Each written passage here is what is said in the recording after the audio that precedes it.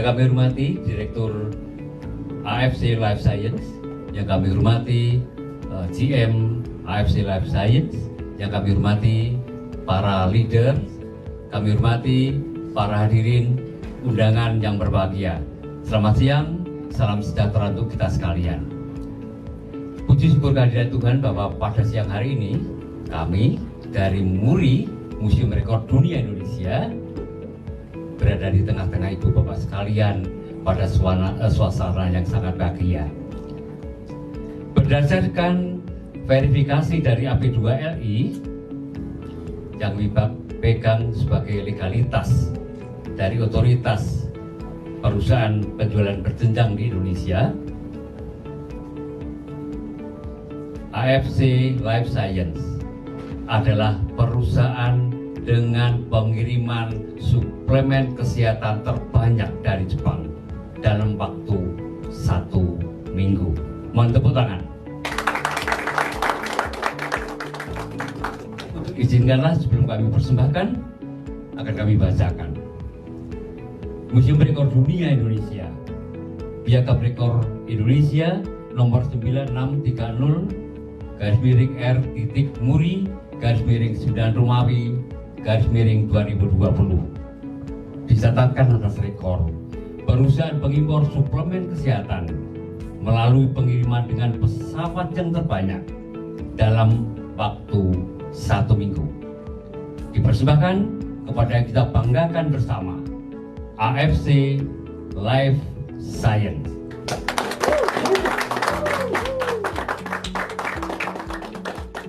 Selamat siang semuanya, saya Ernest Prayuda, CEO dari AFC Life Science. Di sini ada Niko juga, GM kita, dan para leader kita. Officially kita hari ini menerima rekor MURI, yaitu kita adalah perusahaan suplemen yang mengimpor produk dari luar negeri masuk ke Indonesia dengan menggunakan pesawat terbanyak. Jadi bukan cuma dari Jepang masuk ke Indonesia, tetapi secara rekor mereka melihat ada kita yang terbanyak yang pernah mengimpor dari luar negeri masuk ke Indonesia dengan menggunakan pesawat terbanyak selama 1 minggu. Bapak dan Ibu, saya cuma mau bilang, ini sebenarnya kita hari ini bukan mau celebration, bukan mau achievement, tetapi kita mau minta maaf kepada Bapak dan Ibu karena terlambatnya produk datang. Tapi kita mau buktikan Bapak dan Ibu hari ini bahwa kita sudah di manajemen melakukan yang terbaik, membawa produk dari Jepang menggunakan pesawat yang terbanyak Bapak dan Ibu. Di Jepang sendiri yang membawa produk pakai pesawat itu cuma tuna yang paling mahal ya, Toro ya Bapak dan Ibu ya. Jadi kita di manajemen pertama mau minta maaf sekali lagi, barang datang terlambat. Tetapi pada hari ini kami membuktikan di manajemen bahwa kami melakukan yang terbaik agar barang cepat sampai. Begitu aja dari kami semua. Terima kasih, kami terima rekor ini, dan rekor ini again bukan sebagai celebration tapi permintaan maaf kami. Terima kasih semuanya. Konnichiwa.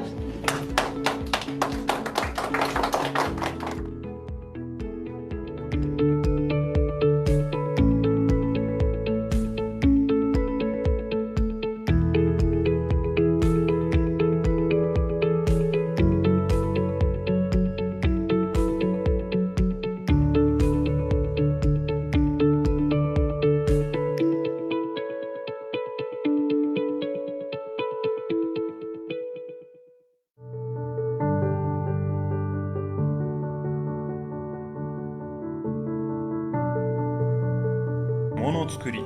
It's a Japanese word and concept which literally means making things, and it has been used for nearly 1,500 years. The word does not only refer to the production and processes used during manufacturing, but also the spirit of making an item extremely well.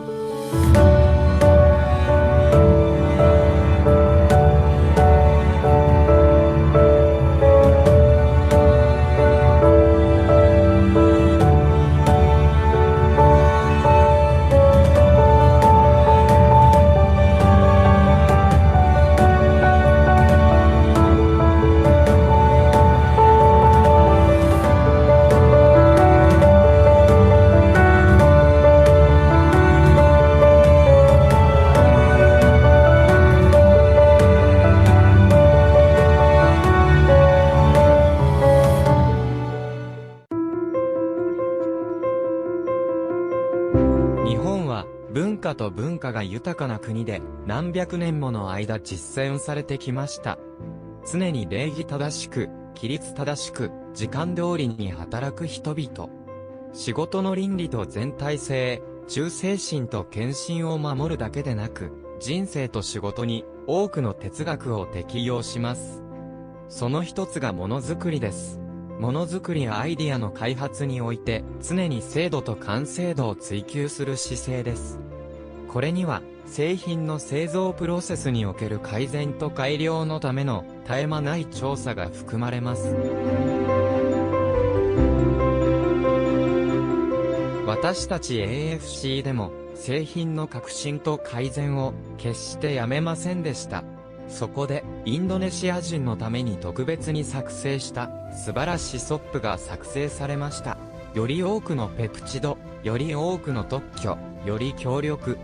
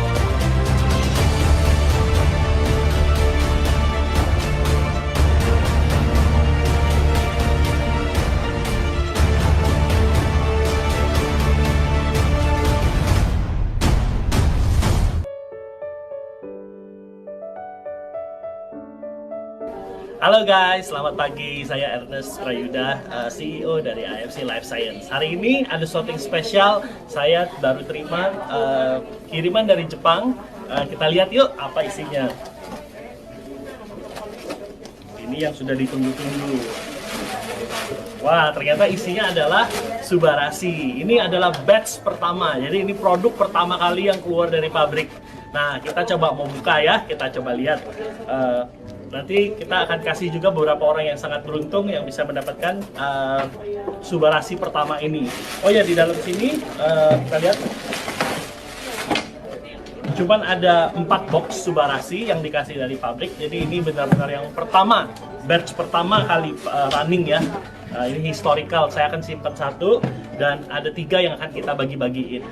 Ini di dalamnya Subarashi, boxnya seperti ini, lebih mengkilap, dan ini di dalamnya. Ada teman-teman nih, Pak Yosi, ya, Pak Yosi sini Pak. Nah, karena Pak Yosi hadir, saya coba kasih Pak Yosi 1 ya, dicoba ya. Pak, ya. Cobain ya Pak ya. Thank you. Wah, Thank waduh. you. Oke. Terima kasih. Ada Pak Yanto juga. Ya. Ini kita coba dulu ya. Waduh, kayaknya nggak bakal kacau. Sendiri ya? Cobain ya. Yang baru Pak mau dong. Ya, Subarashi ya, kita tasting Subarashi hari ini.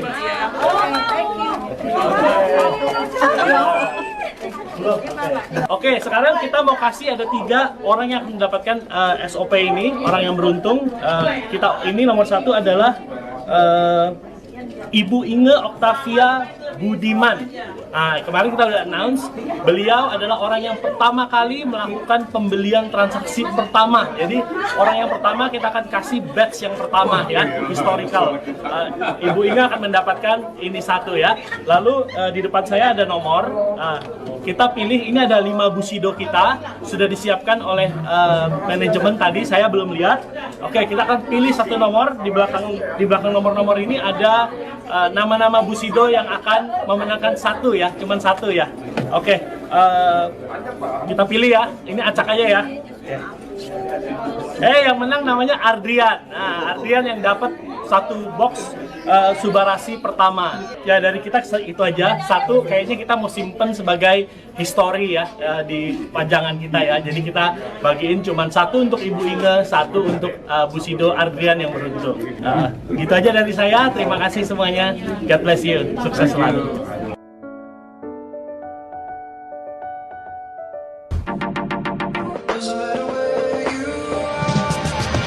Pertanggal 9 Februari ini AFC udah buka kantor baru di Surabaya. Jadi ibaratnya ini cabang Surabaya. Mau lihat kantornya kayak gimana? Di sini akan ada 2 staff yang selalu standby di sini untuk melayani member-member yang mau selfie card ataupun pengiriman. Ada ruang meeting 1 di sini. Oke, belum ada mejanya. Nanti mau baru dikasih meja. Untuk orang tabletop satu lawan satu, atau yang saya mau cuma bertiga atau berdua kan nggak usah pakai ruangan. Ruang meeting kedua, ini udah ada meja, jadi nanti ada gambaran. Ini hall utamanya. Tur singkatnya kali ini buat member-member yang ada di area sekitaran Surabaya. Sampai ketemu.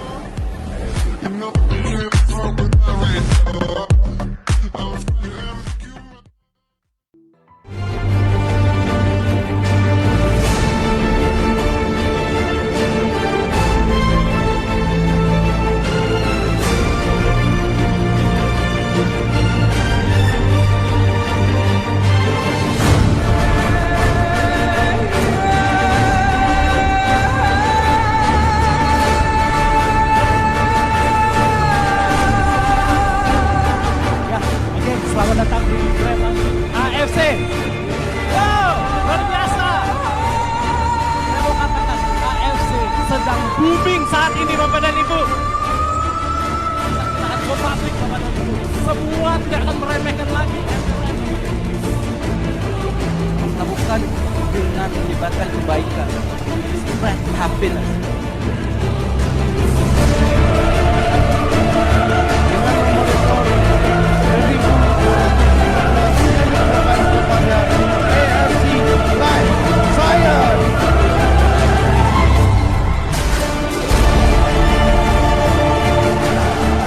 Terima kasih banyak kepada Pak Michael sama Pak Ata. Banyak terima kasih saya ucapkan tentunya kepada para founder, Pak Ernest dan kawan.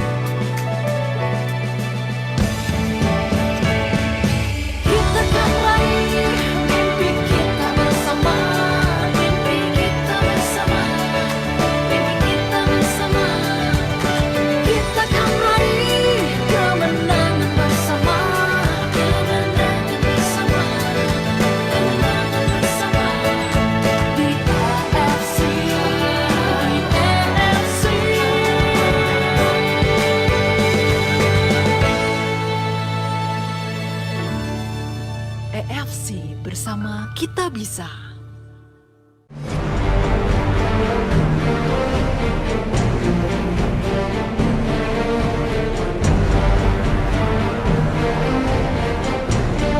Bapak Ibu, malam ini saya cuma mau bilang bahwa AFC di Indonesia itu adalah untuk family.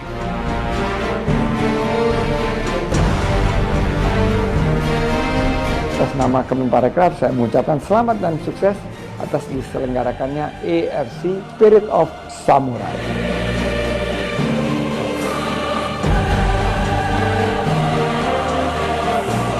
Malam hari ini bukan untuk saya, bukan untuk Pak Michael, bukan untuk Niko, tapi malam hari ini adalah kita ciptakan untuk saudara. Teman-teman adalah pemenang, kita mau sambut Anda. Malam hari ini adalah malam Anda ya teman-teman. Di sini saya sampaikan pada teman-teman hebat semua, teruslah berjuang. AFC merupakan wadah transformasi bagi kita semua, sehingga bisa meraih impian-impian kita yang hebat.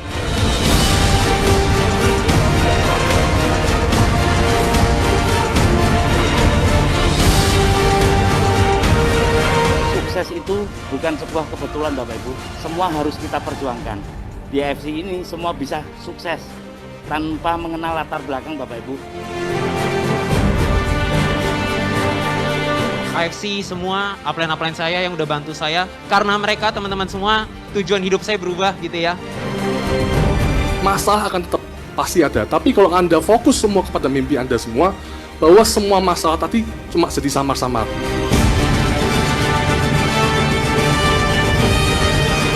Bersahaja dan bermanfaat, baik di AFC ataupun lingkungan sekitar kita. AFC, together we go stronger! Saya bisa, Anda pasti bisa. Panggung ini milik Anda. Bukan hanya kita yang hadir di sini bisa berhasil, tapi kita akan membawa banyak orang memiliki masa depan yang jauh lebih baik, baik sehat secara jasmani maupun sejahtera secara finansial, sukses di mata manusia maupun mulia di mata Tuhan. Kalau Anda percaya, kalian akan menggoncang sejarah AFC Indonesia. Berdiri, katakan saya orangnya.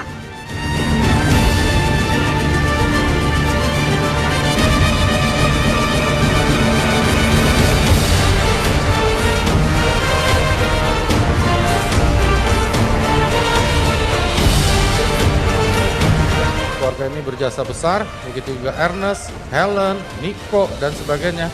Kalian bikin hal yang menurut aku nggak masuk di akal. Tapi kalian berikan hidup yang lebih hebat, baik buat aku, juga ratusan ribu tim aku, dan seperti kata Ernest mungkin akan jutaan tim aku. Kita pasti bisa, kita pasti sukses! Kita pasti bisa! Kita pasti sukses! Kita pasti bisa! Kita pasti sukses! Kita pasti bisa! Kita pasti sukses!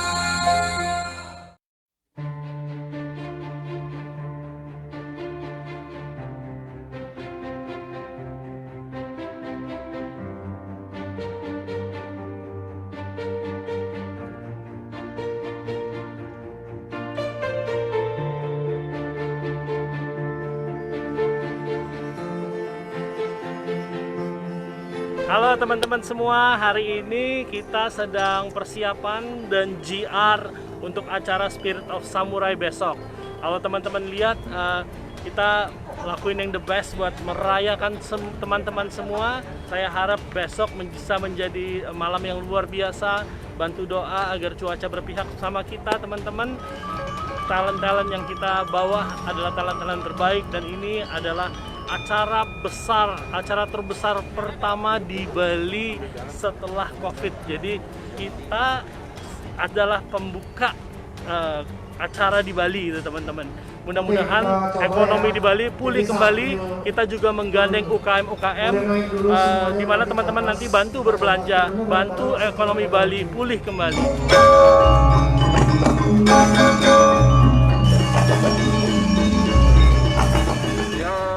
Bapak nggak sendiri gitu loh. Kalau ada beberapa sih oke ya. Ini benar-benar kan Bapak gini. Oh jadi gini, nah mungkin Rama Sintanya dia jalan duluan, saya ngikutin mereka gitu ya. Terus tiba-tiba si itu datang menyerang gitu ya. Lalu soalnya kan Bapak kubunya Rama Sinta. Tapi kalau masuk dari kecapnya, lihat ya. Wah nggak bisa aja. Halo AFC, kita lagi gladi resik. Kita persiapannya udah almost 80%. So teman-teman, this is acara event di AFC yang paling besar. Semoga teman-teman tahu bahwa perjuangan pasti ada endingnya teman-teman. Mudah-mudahan kalian bisa ada di panggung ini. So enjoy the GWK.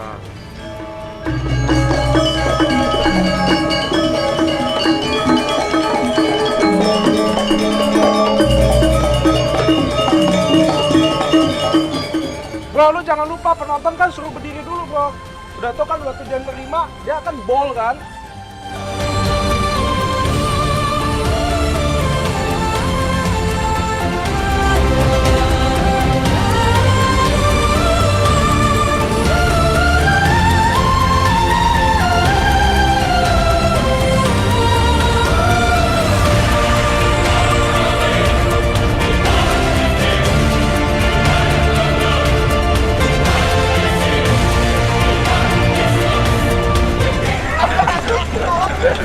Tangannya tangan baik katanya. Anoman itu ternyata baik. Oh iya Pak, katanya kan juga.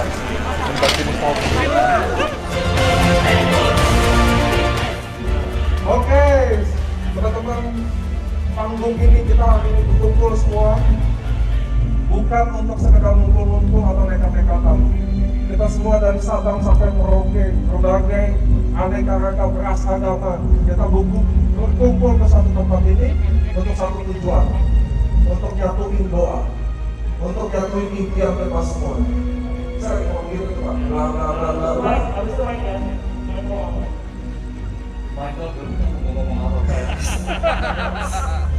Ini kan saya persiapkan sekira malam ini. Oh, hari ini musibah saya kembali ini teman-teman. Mereka yang berusaha dari nol, mereka yang tidak punya apa-apa, tapi mereka mau. Mereka bermimpi dan mereka berjalan. Dan mereka berdiri malam hari ini menjadi seorang musiko. Di AFC teman-teman, mereka sudah membuktikan bahwa hidup mereka bisa berubah. Mari teman-teman, yang belum saat ini, Anda mulai lagi bermimpi. Saya percaya 2021 akan menjadi tahun milik saya. Di tahun ini kita akan menjadi sukses. Kita akan bisa sama-sama bangga. Mari sama-sama kita bangkit dan katakan, saya bisa. 2021, saya bisa. Hai AFC Families, finally jam 22.38 waktu Bali, gladi resik akhirnya selesai juga. Kita mempersiapkan yang terbaik untuk hari ini, sebuah recognition yang luar biasa yang kami percaya kita baru mulai, kita akan memberi impact yang lebih besar buat Indonesia. Terima kasih buat persiapan semuanya, pihak-pihak yang terlibat, terima kasih banyak, sampai ketemu besok.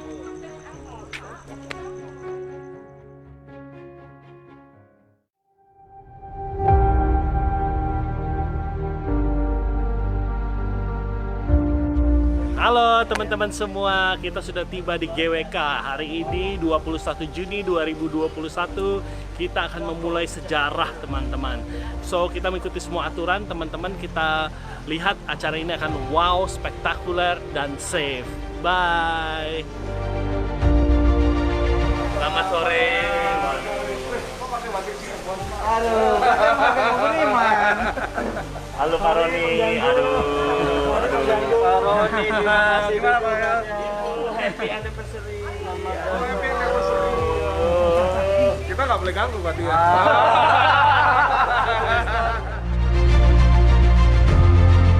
AFC is the best.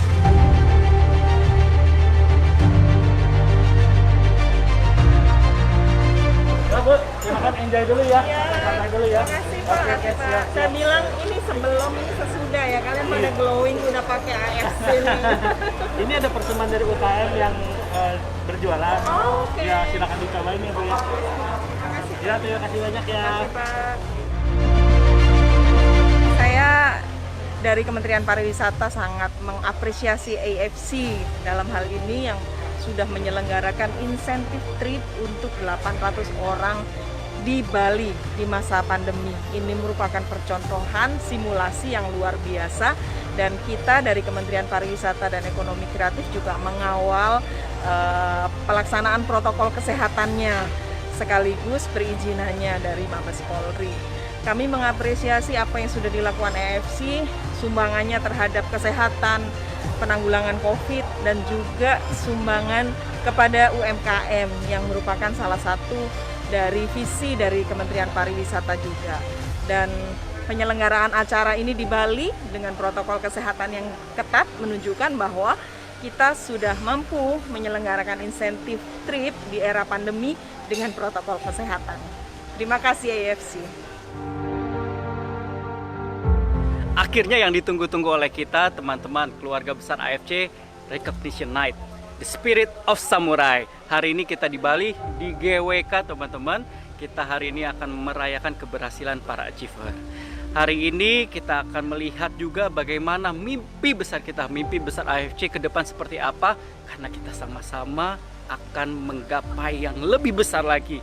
Tetap semangat karena kita baru mulai. Saya yakin di tahun ini kita pasti bisa, tahun depan semakin bisa. Good evening, ladies and gentlemen. On behalf of AFC Life Science Indonesia, I would like to welcome each and every one of you here at the Lotus Pond of Garuda, Wisnu Kencana, Bali, in the most prestigious event we ever had, the Spirit of Samurai. Kami dengan tim melaksanakan simulasi, mereka menyodorkan hasil rapid test dengan KTP sesuai nama masing-masing. Itu yang kami patut acungi jempol kepada panitia.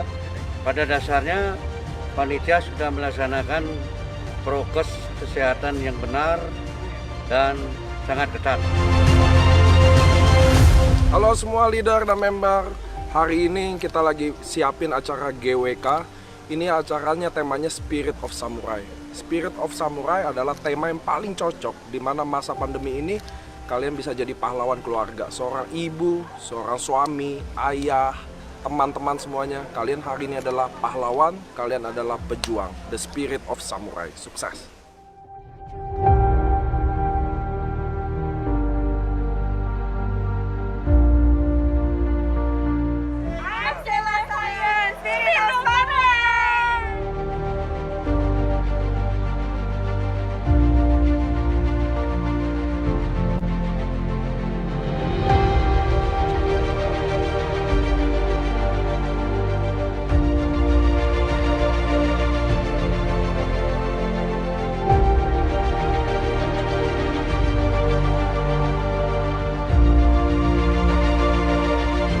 Akhirnya acara kita berakhir dengan sukses teman-teman.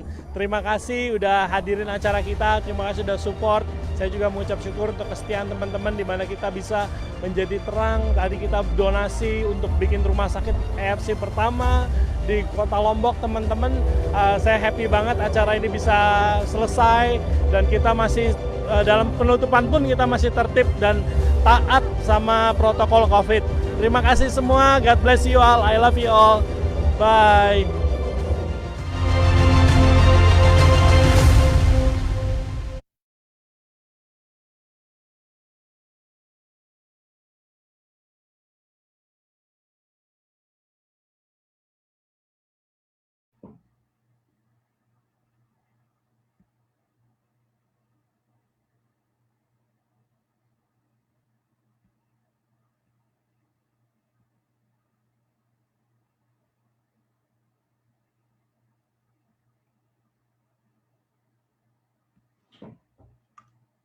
Halo, selamat siang teman-teman semuanya. Jadi hari ini di Sabtu minggu lalu itu kita ada bahas dan kita ada undang juga inventornya Fruit Flow, ada 3 orang ya, maksudnya 3 pihak yang bekerja sama juga untuk bisa bikin fruit flow jadi patented dan lain-lainnya, yang bisa memiliki manfaat seperti itu juga, seperti yang kita semua udah tahu. Cuman, kan beberapa dari teman-teman mungkin kalau dijelasin bahasa Inggris ngerti, cuman kayak kurang dapat detailnya takutnya kan. Jadi hari ini kita mutusin untuk bawain lagi sekali lagi, tapi full versi Indonesia. Jadi lebih mungkin kayak kalau yang minggu lalu itu bahasa Inggris, benar-benar full bahasa Inggris, ditranslate pun justru translate-nya dikit-dikit. Kalau ini full bahasa Indonesia, tanpa translate, tanpa ada bahasa Inggris. Jadi dengan adanya acara ini semoga lebih ngerti lah, maksudnya kita semua jadi lebih ngerti juga tentang fruit flow, apa manfaatnya dan apa sih hubungannya fruit flow ini dengan COVID gitu kan. Nah, hari ini juga kebetulan kita ditemenin, kita udah mengundang salah satu Bushido dari AFC yang kebetulan itu pekerjaannya itu dokter. Jadi emang beliau ini hari ini bakal jelasin juga ke kita dari menurut bahasa yang katanya Dokter Yudi udah diramu, udah diracik sedemikian rupa, jadi bahasanya nggak terlalu medis. Karena kalau yang minggu lalu itu emang medis, medical banget bahasanya. Jadi mungkin ada keterbatasan, kayak contoh misalkan kayak saya atau siapa gitu, kurang mengerti lah. Karena kita basicnya bukan dokter ya, bukan medis. Jadi karena hari ini Dr. Yudi udah mempersiapkan juga, slide-nya udah ditranslate juga, slide-nya udah dimodif juga sedikit biar lebih simple, biar lebih mudah dimengerti. Jadi hari ini beliau bakal bawain lagi tentang fruit flow dan apa hubungannya fruit flow itu dengan COVID versi bahasa Indonesia. Nah, jadi ini udah hadir Dr. Yudinya di sini sebentar. Nah, ini nggak bisa ya. Oke, selamat siang dok. Selamat sore dok. Selamat sore. Sore, dokter di pantai mulu dok. Enggak. Nih ngungsi nih. Gimana dok? Jadi mungkin kalau dari dokter ada yang mungkin penjelasan nggak hari ini nih kita mau ngapain sih? Ya. Yang lalu kan kita sama-sama mengikuti acara yang Profesor Dutasim ya, Dutasim ya. Tapi pada saat itu kalau banyak yang bingung itu wajar, karena bahasanya bahasa medical banget gitu, jadi bahasa kedokteran sekali. Jadi ngikutinya mungkin untuk yang tidak tahu awal ihwalnya jadi agak bingung, apalagi pakai bahasa Inggris gitu. Nah, hari ini saya coba bawakan dengan bahasa yang sederhana aja, sehingga semua bisa ngerti bahasa-bahasa untuk orang awam lah begitu. Tetapi apa namanya nanti kalau bertanya ya, kalau terpaksa masuk lebih dalam kita akan masuk lebih dalam gitu. Nanti kalau pusing kan tinggal minum Subarasi, minum Utsukushi udah beres gitu jadinya. Ya mungkin segitu Pak Angga. Oke, jadi mungkin gini aja ya dok sistemnya. Ini kan dokter kan udah siapin slide dok. Jadi nanti dokter mungkin present, mungkin dokter jelasin sesuai dengan slide. Mungkin kalau ada yang mau nanya kita taruh di terakhir atau gimana dokter enaknya?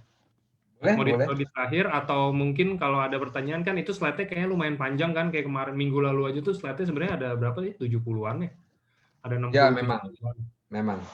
Nah, kalau ini kan dokter udah disimplifikasi, udah dipersingkat juga slide-nya, udah dibuat lebih mudah dimengerti. Apa mau tetap ditaruh di terakhir Q&A-nya atau mungkin dokter ada sesi-sesi sendiri kayak misalkan oh ini sesi ini udah selesai, mungkin ada yang mau tanya atau enggak atau gimana? Terserah dok. Sebenarnya lebih baik malah di awal ya, tanya dulu, jadi dijawab nanti pusing, nah baru dirangkum di belakang. Nah, jadi gini enggak. Ini kan kalau diterangin secara detail nanti mereka cenderung bingung gitu. Okay. Jadi saya kasih dulu yang singkat bahasa awam. Nah habis itu tolong dijadikan pegangan gitu. Kalau yang sudah merasa oke ya udah gitu. Kalau yang mau tahu lebih jauh bisa bertanya. Cuma nanti kalau terpaksa menjelaskan secara medikal ya mungkin hasilnya nanti agak pusing ya. Karena banyak sih teman-teman yang kalau tanya detail banget padahal juga nggak ngerti gitu. Terus tanyanya juga semakin dalam gitu. Nanti kalau disuruh ngurang yang tadi dijelasin apa juga nggak bisa gitu jadinya. Tapi Oke. kita coba lah.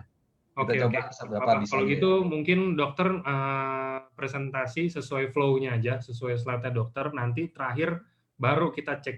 Kan gini kan kita ikutin dulu kan. Pasti lebih mudah dimengerti kan dok daripada minggu lalu.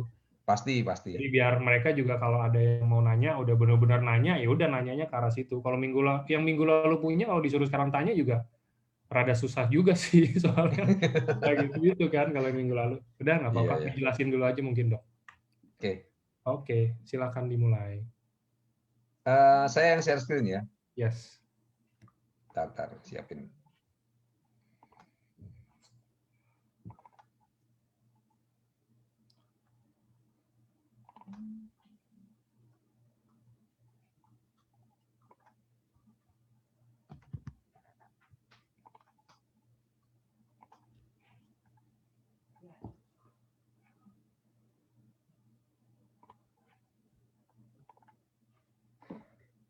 Sama teman-teman, kalau boleh pesen yang mau bertanya, mungkin tunggu slide-nya rada udah mau habis, kira-kira kan ikut nih minggu lalu, berarti udah tahu lah harusnya seenggaknya flow-nya seperti apa.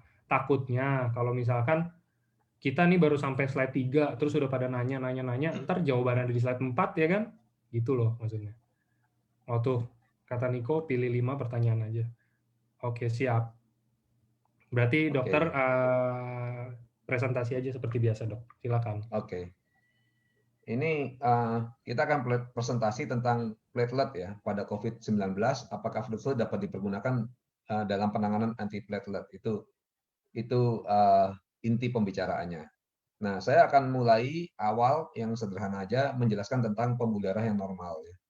Jadi pembuluh darah yang normal kurang lebih tampaknya seperti ini. Jadi dindingnya mulus, nggak ada benjolan-benjolannya ya. Terus isinya macam-macam sel di dalam gitu. Ada eritrosit, trombosit, leukosit, pokoknya yang kalau kita periksa lab ada sit-sit-sit-sitnya gitu ya. Yang periksa darah rutin itu. Terus juga ada platelet itu nama lainnya trombosit ya. Nah, di pembuluh darah ini juga ada lapisan dalamnya itu sel yang namanya endotel. Jadi lapisan dalam dinding pembuluh darah itu pegang peranan penting sekali karena kalau ada kerusakan di sana, maka akan melepaskan zat-zat yang berpengaruh pada banyak hal. Dan pembuluh darah kita ini fungsinya jelas ya, bawa oksigen dan makanan ke seluruh tubuh, ke seluruh tempat di badan kita sehingga sel-sel yang lain bisa hidup. Karena itu vital sekali. Panjangnya itu 3 kali keliling bumi. Jadi kalau disambung semua menjadi satu, itu 3 kali keliling bumi. Nah, pembuluh darah jelas semakin baik, pasti fungsinya juga semakin baik. Maksudnya baik itu misalnya elastis gitu ya. Kalau elastis pada saat jantung pompa, dia juga ikut bereaksi sehingga tensi itu selalu stabil dan bagus. Tetapi kalau kaku misalnya, maka pada saat jantung pompa ya tekanannya akan jadi tinggi sekali, setelah itu cepat hilang juga seperti itu ya. Jadi umpamakan seperti selang lah. Kalau elastis begitu dipompa dia akan melar sedikit lalu kempes sehingga tekanannya normal terus. Tapi kalau kaku begitu ditekan dia akan seluruhnya kekuatannya keluar gitu. Nah ini pembuluh darah normal. Habis itu apa saja yang mempengaruhi pembuluh darah ini sehingga bisa normal atau tidak? Banyak hal ya. Jadi dari umur juga dan timbunan-timbunan kolesterol dan macam-macam. Nah, ini pembuluh darah sebelah kiri ini yang ada timbunan plaknya ya.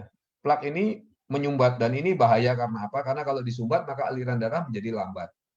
Kalau aliran darah menjadi lambat, tentu saja yang ujung-ujung itu bisa tidak terima darah. Sel-sel dan organ-organ tubuh yang letaknya lebih ke arah ujung ya. Dan lalu terjadi kerusakan. Kalau terjadi kerusakan, akhirnya organ-organ tubuh yang rusak tadi juga tidak bisa melaksanakan fungsinya dengan baik. Misalnya fungsinya melepas hormon, otomatis hormonnya juga kurang dilepaskan. Sehingga akhirnya terjadi kerusakan yang semakin parah karena kerusakannya bukan hanya darah yang sedikit tadi, tetapi juga akibat dari organ-organ tubuh yang terima darah sedikit tadi akan mengalami kerusakan juga. Nah, proses ini yang sering terjadi bersama dengan tambahnya umur, ya, apalagi kalau pola makannya buruk, misalnya, maka akan terjadi timunan-timunan plak seperti ini.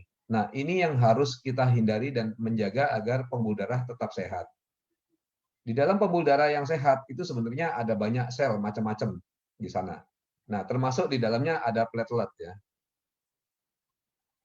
Kita lihat bahwa banyak orang kalau kolesterol takut sekali ya. Mereka bilang, wah kolesterol tinggi, udah khawatir banget gitu. Padahal kolesterol ada juga bagian dari kolesterol yang baik ada, kolesterol yang jahat ada ya. Yang sebenarnya yang utama adalah rasionya. Jadi bukan jumlah totalnya itu yang ditakuti, tetapi berapa yang baik, berapa yang jahat.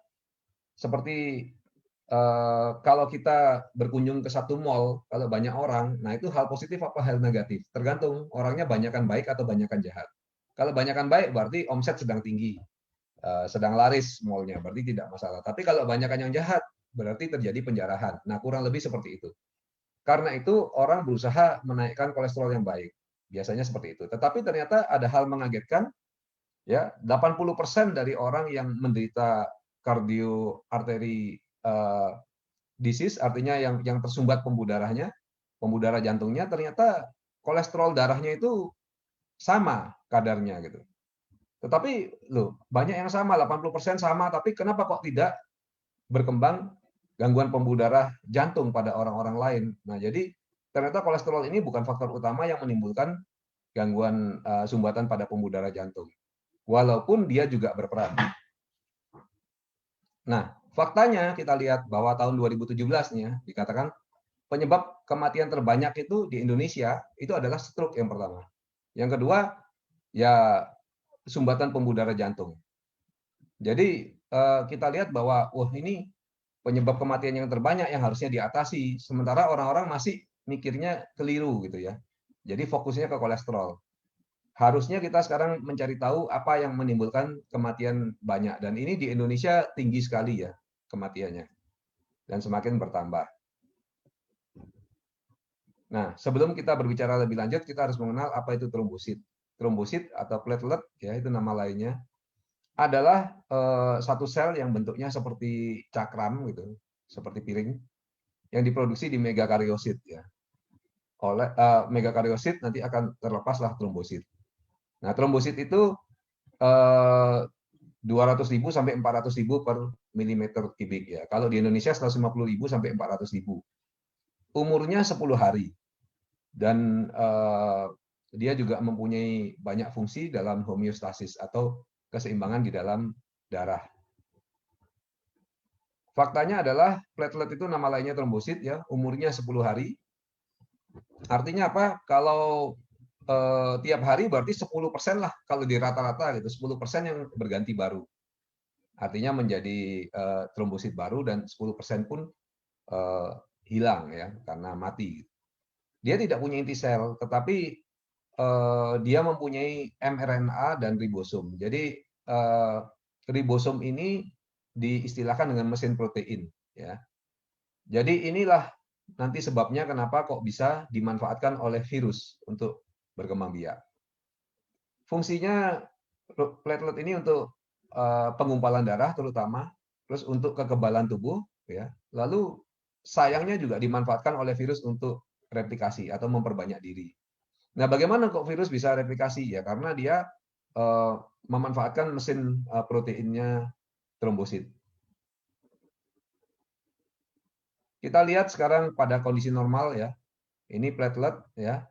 Jadi kalau terjadi luka di dalam pembuluh darah, nah sebenarnya mekanismenya cukup kompleks ya. Tapi kita sederhanakan, kalau jadi luka artinya darah akan keluar. Karena itu kita lihat ada perdarahan. Nah, lalu yang terjadi adalah platelet itu akan kena dinding pembuluh darah dan menjadi aktif ya, menjadi aktif sehingga dia lalu menginduksi produksi fibrin dan memanggil sel-sel yang lain sehingga berkumpul di sini. Akhirnya ini akan terjadi sumbatan sehingga perdarahan berhenti. Karena itu kita tidak kehabisan darah. Nah, ini sangat penting proses ini dalam tubuh kita. Kalau enggak, dengan luka yang tidak terlalu besar aja mungkin kita bisa kehabisan darah ya, karena terus-menerus terjadi. Ini adalah fungsi utamanya. Nah, kita lihat kalau normal aliran darahnya lancar, dinding pembuluh darah licin, ya. Kalau tidak normal, misalnya terjadi luka, maka ada beberapa hal yang keluar, ya. Misalnya kolagen keluar dan itu akan merangsang aktivasi atau pengaktifan platelet tadi atau trombosit tadi, sehingga akhirnya dia berkumpul, ya, dan lain sebagainya. Ini kondisi tidak normal, ya, atau ada infeksi virus gitu. Maka VWF atau von Willebrand factor ini akan aktif sehingga akhirnya sama terjadi plateletnya diaktifkan lalu akhirnya platelet mengumpul. Nah, ini kalau kondisi yang patologis seperti pada pasien COVID yang terjadi berkumpul di mana-mana gitu. Dan berkumpulnya itu banyak sekali karena itu bisa menimbulkan kematian karena peristiwa ini. Nah, apa aja kondisi yang menyebabkan trombositnya hiperaktif ya? Kondisinya ini bisa dilihat di sini, bisa dibaca ya. Ada kencing manis, ada insulin resisten, kegemukan ya, usia juga ya, atau makannya kebanyakan, hidup yang nggak gerak-gerak gitu, artinya kurang olahraga ya, malas-malasan makan aja, polusi, terus stres ya, obat-obatan atau kontrasepsi, kanker, hipertensi, maka hal-hal ini akan menimbulkan trombosit atau platelet tadi menjadi hiperaktif. Ya. Nah, gangguan tadi ya kita lihat sama dengan tadi merokok dan sebagainya termasuk, lalu menimbulkan hiperaktivitas trombosit sehingga akhirnya terjadilah aterosklerosis, akhirnya menimbulkan penyakit jantung dan lain sebagainya. Lalu di pasaran itu ternyata ada obat yang menghambat agregasi trombosit ya. Itu bisa kita sering lihat dan mungkin anggota keluarga kita juga ada yang dikasih aspirin, clopidogrel, ticlodipin dan lain sebagainya ya. Nah, sebenarnya obat-obat ini seringkali diberikan oleh dokter bahkan disuruh minum seumur hidup gitu ya. Kadang-kadang juga pasien juga nggak banyak bertanya, nggak ngecek, dokternya juga kasih aja. Nah, kalau kelebihan apa? Bisa perdarahan ya. Misalnya di lutut tahu-tahu biru gitu ya, karena konsumsi aspirin.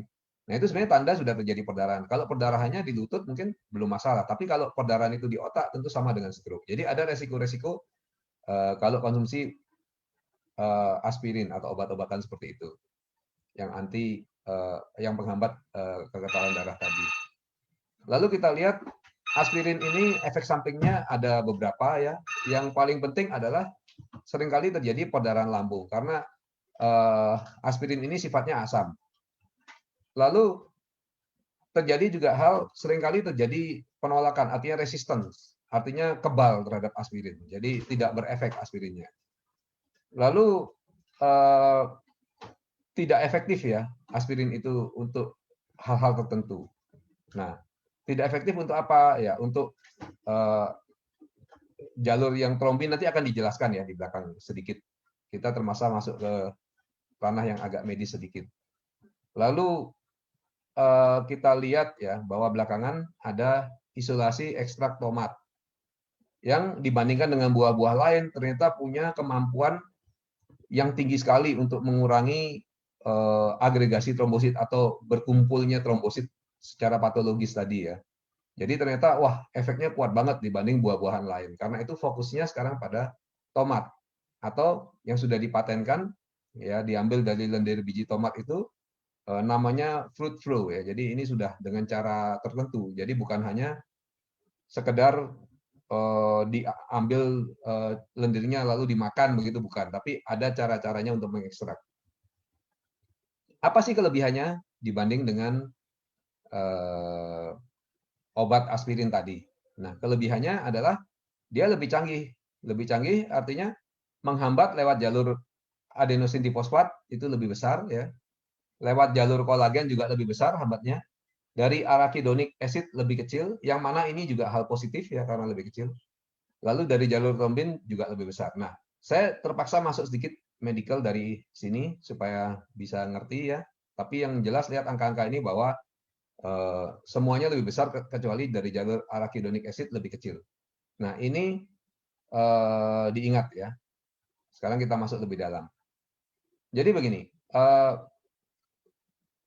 aktivasi platelet tadi itu bisa dengan 4 jalur ya. 4 jalur itu jalur epinefrin, jalur kolagen, jalur trombin, dan jalur adenosin difosfat.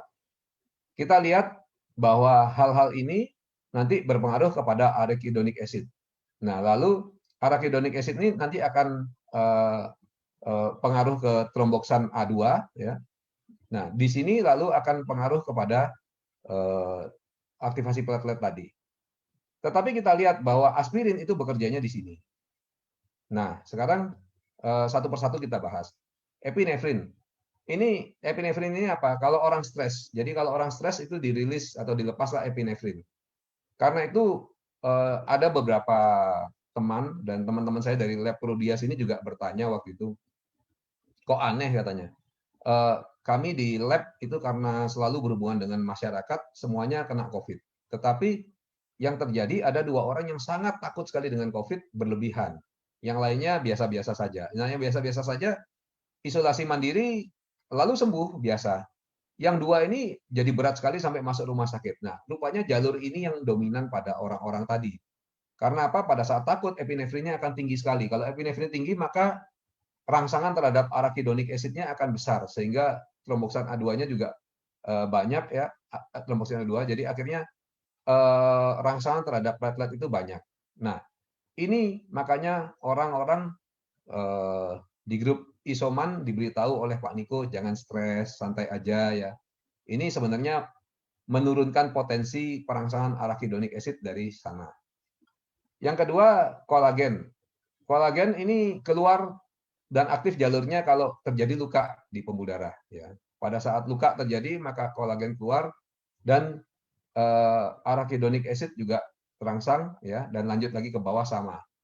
Trombin ini melalui jalur misalnya ada plak yang sudah robek ya dan lain sebagainya, terluka lagi, maka itu akan terjadi jalur ini aktif. Nah, adenosin difosfat atau ADP itu karena ada sel darah yang rusak ya, maka akan terjadi hal ini. Nah, aspirin itu stopnya di sini. Karena itu semuanya menurun aktivitasnya ya, sehingga akhirnya platelet agregasinya tidak terjadi. Tetapi yang terjadi adalah karena semuanya di stop, terjadi penurunan aktivitas platelet besar-besaran. Nah, padahal platelet ini sendiri dibutuhkan untuk istilahnya pertahanan tubuh kita ya. Dibutuhkan untuk pertahanan tubuh kita. Jadi pengumpulan agregasi trombosit yang berlebihan itu bisa berkurang, tetapi tubuh kita nanti akan lebih khawatir lagi karena tidak banyak bisa melawan yang menyerang. Nah, yang lain lagi adalah bahwa aktivitas katakan dari trombin ya, ini ternyata kalau plak pecah segala macam, misalnya pada penderita yang kena serangan jantung, ternyata walaupun dihambat di sini, dia bisa berpengaruh langsung terhadap perangsangan platelet tanpa melalui jalur arachidonic acid. Karena itu rasanya percuma ya kalau diberikan aspirin pada saat ini. Nah, kita lihat studi klinisnya Fruit Flow. Efek antiplatelet terlihat dalam waktu 3 jam setelah konsumsi. Kalau aspirin lebih cepat ya. Lebih cepat, tetapi ini Fruit Flow 3 jam aja juga sudah berefek. Karena itu untuk kita mau bagus itu kita harus konsumsi sejak kita masih sehat. Jangan tunggu sakit dulu COVID, apalagi udah megap-megap baru mana subarasi, mana utsukusi ya, apalagi sudah hilang kesadaran ya, dikasih banyak-banyak juga. Itu kan namanya balapan dengan waktu. Masih kita sehat lah kita harusnya konsumsi untuk meningkatkan kadarnya di dalam darah sehingga efek-efek itu udah siap semua. Kalaupun kena nanti mungkin gejalanya lebih ringan, lebih cepat pulih karena sudah dipersiapkan dari sebelumnya. Tinggal ditambah aja takarannya pada saat kena. Bukan berarti kalau kita sudah konsumsi produk-produk ini lalu tidak bisa kena, bukan ya. Tetap bisa kena, tetapi tentu akan lebih mudah penanganannya dan juga dampaknya akan lebih ringan nanti. Nah, bagaimana dengan kasus-kasus yang kena lalu meninggal? Kebanyakan ada penyakit komorbid atau penyakit penyerta dan tidak ditangani dengan baik. Ini kita lihat pada kasus salah seorang leader tim semut ya. Karena gulanya pada hari keberapa itu? Sehari sebelum meninggal itu masih 387 dan tidak diatur sama sekali. Akhirnya sejak 1 hari sebelum meninggal sudah diatur, tetapi rupanya sudah terlambat. Jadi kita harus menangani itu dari jauh-jauh hari. Sekarang yang ada kencing manis, yang gaya hidupnya jelek, diperbaikilah mulai sekarang. Takut berlebihan pada COVID itu juga nggak benar, ya. Kita nggak usah takut karena stres nanti juga tambah berakibat jelek ya. Tadi kita sudah lihat pada jalur epinefrin. Jadi yang benar kita berusaha mengatur gaya hidup kita, olahraga, makan kita, dan produk-produk AFC sehingga kita sudah lebih siap badannya jauh. Nah kalau hal ini sudah dilakukan pada saat terkena nanti efeknya pasti lebih ringan dan lebih cepat pulih. Jadi akan timbul kekebalan di tubuh. Nah ini yang diharapkan.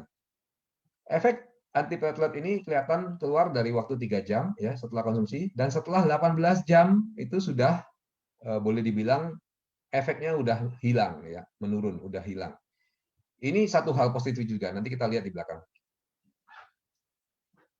Produk ini mengagumkan sekali karena apa? Karena sudah mendapatkan persetujuan ya secara regulasi. Persetujuan secara regulasi dari European Food Safety Authority. Jadi seperti Balai POM-nya Eropa begitu, dan itu sudah diakui bahwa dia bisa membantu menjaga agregasi trombositnya sehingga tetap normal, sehingga berkontribusi terhadap aliran darah yang sehat. Kita lihat apa sih bedanya Fruit Flow dengan aspirin. Fruit Flow atau ekstrak tomat itu fungsi trombositnya ya hanya menurun 13-36%. Ingat trombosit tadi punya fungsi untuk pertahanan tubuh. Sedangkan kalau pakai aspirin itu turunnya bisa sampai 90%. Nah, kalau dia berfungsi untuk daya tahan tubuh dan memang bisa menurunkan agregasi trombosit, tetapi kalau fungsi yang lainnya juga turun, tentu akan berbahaya juga ya. Sedangkan kalau bisa menurunkan agregasi trombosit, sedangkan fungsi yang lainnya hanya turun sedikit sehingga tidak terlalu bermakna, nah tentu menarik karena ini bisa mengurangi banyak kefatalan pada penyakit tersebut. Lalu waktu pembekuan darahnya meningkat sedikit aja ya. Maksudnya itu begini, lebih lama bila terjadi perdarahan akan lebih lama sedikit, tetapi karena darah itu lebih encer ya. Nah kalau waktu pembekuan kalau minum aspirin itu tinggi sekali sampai 127%. Lalu yang responnya rendah hanya 2% dari populasi, sedangkan responnya rendah di sini sampai 19%. Bahkan oleh Mr. Dutoroi dikatakan bahwa 30% ya, yang istilahnya yang yang resisten terhadap aspirin. Jadi kita lihat banyak hal positif di sini ya.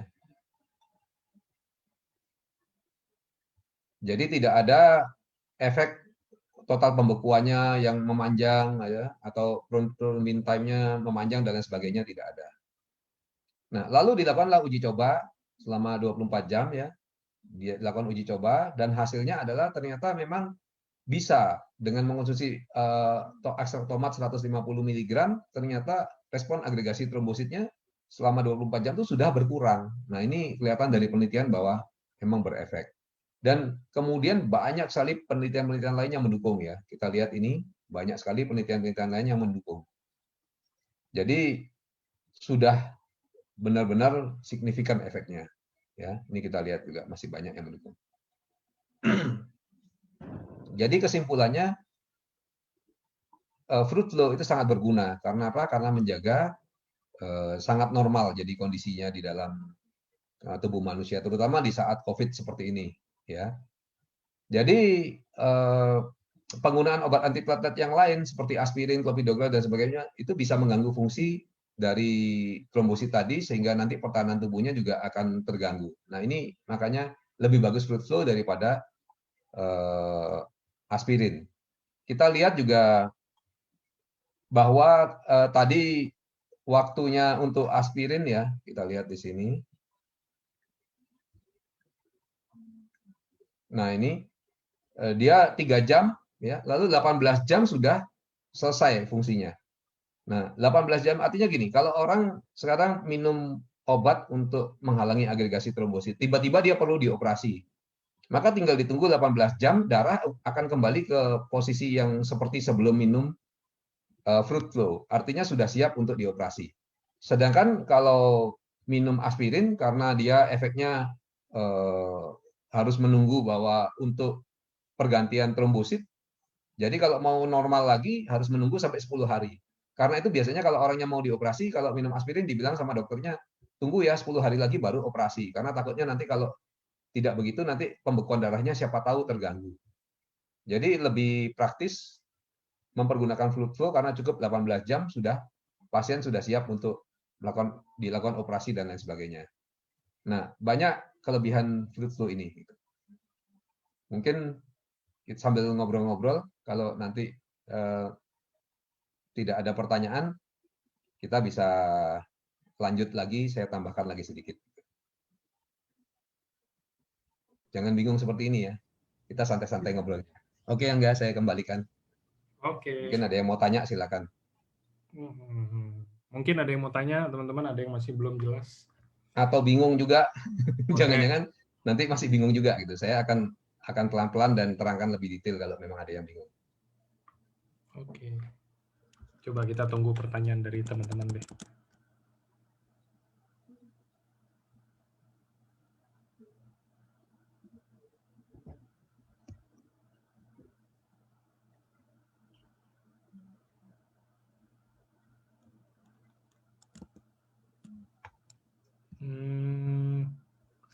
Nah ini. Sorry Pak, boleh ditambahin kesimpulannya lagi tidak? Oh ya, ada yang saya tambahkan sedikit ya sebelum pertanyaan, mungkin sambil menunggu pertanyaan. Kita lihat bahwa tadi penelitian-penelitian ini dilakukan pada ekstrak tomat dengan 150 mg ya.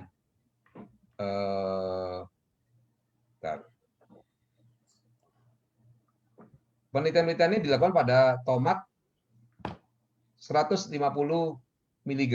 Artinya apa? Jadi kalau konsumsi subarasi itu kalau ingin efek yang diinginkan maksimal ya, itu harus 4-5 saset sehari untuk mendapatkan efek dari fluid flow yang maksimal, 4-5 saset sehari. Oke, nah ini udah mulai banyak pertanyaannya. Ini pertanyaan pertama dulu ya dok.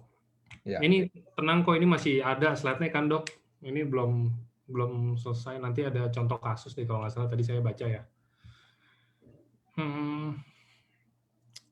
Ini ada yang tanya dok. Jadi menurut penelitian dari Profesor Asim, bahwa kolesterol itu bukan satu-satunya bukan penentu utama untuk orang kena serangan jantung atau gimana? Betul. Jadi tadi kita bahas bahwa kolesterol itu bukan penentu utama. Karena apa? Karena kita lihat 80% orang yang punya kadar kolesterol darah yang sama, ternyata kok tidak terkena serangan jantung. Harusnya kan kalau penyebabnya utama adalah kolesterol, begitu kadarnya tinggi tertentu semuanya kena serangan jantung misalnya begitu. Tapi ternyata kenapa tidak? Nah, kita lihat juga pada penanganannya. Orang kalau kena serangan jantung, lalu diberikan penanganan, ya kadang-kadang sesuai dengan penyakitnya juga. Ada yang dikasih obat kencing manis kalau dia kencing manis, ada yang dikasih obat-obat lain. Tetapi mereka semuanya itu customized, artinya benar-benar diberikan sesuai dengan apa kondisinya, kebutuhannya. Sedangkan kita lihat kalau pada pasien yang mengalami gangguan pembuluh darah arteri itu pasti diberikan untuk penanganan platelet tadi. Jadi kita lihat bahwa ini saja sudah menunjukkan sebenarnya apa yang sangat berpengaruh dan penyebab utamanya.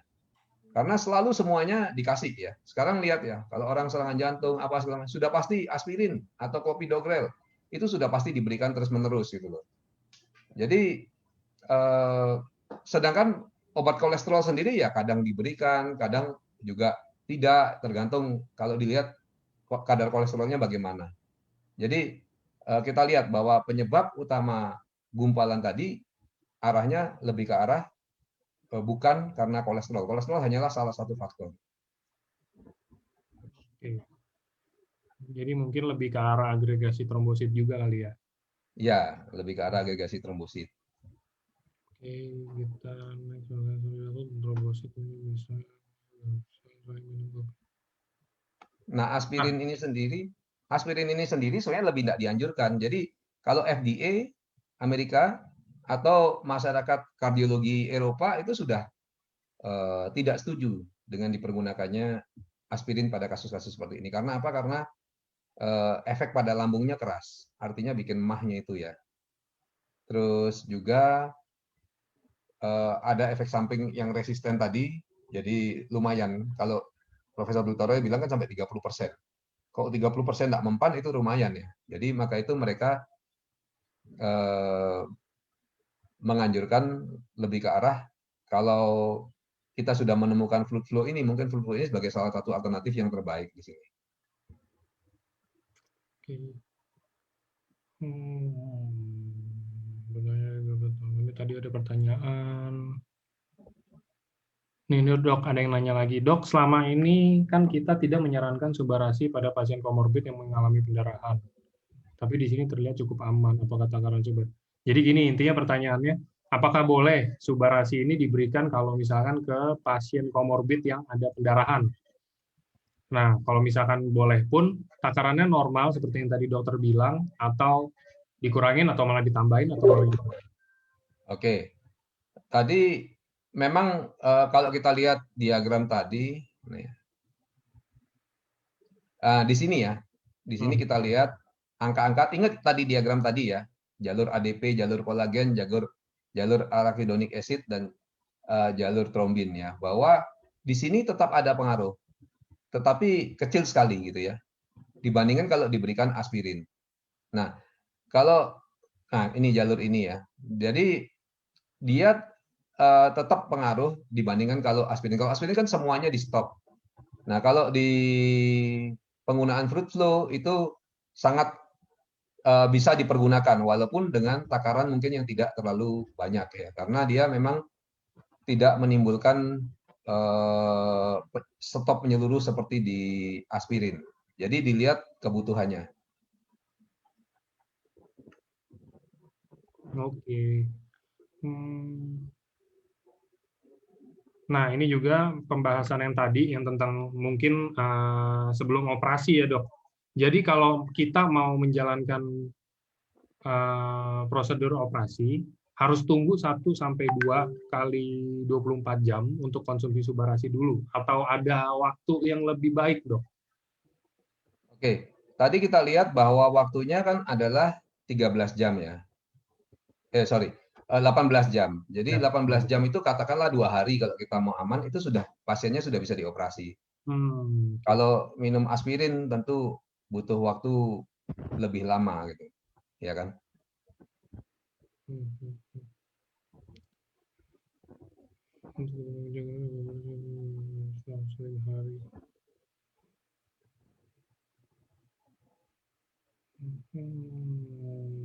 Oke.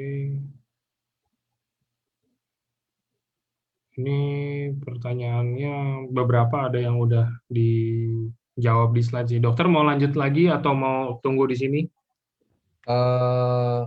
Tunggu ya, karena nanti kalau lanjut kita mungkin terlalu dalam. Artinya saya cuma menyederhanakan acara yang lalu itu sehingga bisa dipahami gitu. Artinya, oh ini loh fungsinya fluid flow ini, pembuluh darah yang normal bagaimana, pembuluh darah yang terlalu aktif bagaimana, kan itu yang intinya ya. Jadi kalau pembuluh darah normal di sini dia fungsinya bagus, yang terlalu aktif nanti apa sih yang terjadi ya? Mungkin yang terjadi bisa kita gambarkan seperti ini normal ya. Tapi kalau terlalu aktif seperti ini, nah di sini kalau sudah terjadi kasar begini, cenderung agregasi trombositnya berlebihan di sini.